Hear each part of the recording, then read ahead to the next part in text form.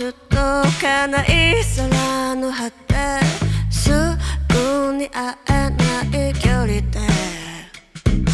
そしたらまた愛せるでしょ、そうでしょ。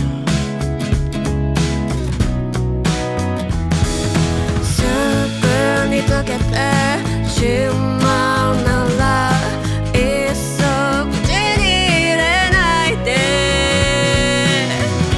どうせなくなってしまうから、見え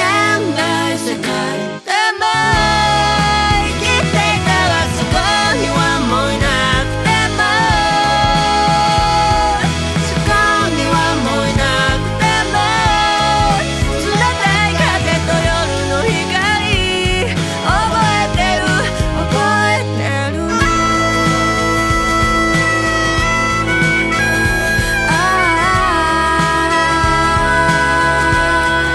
覚えてる、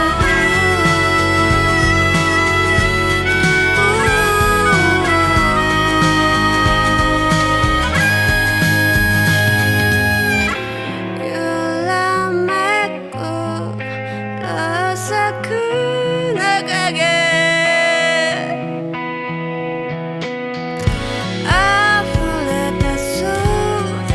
雨の音、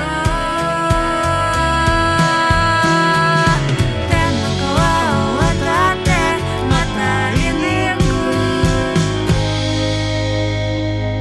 いなくなった世界でも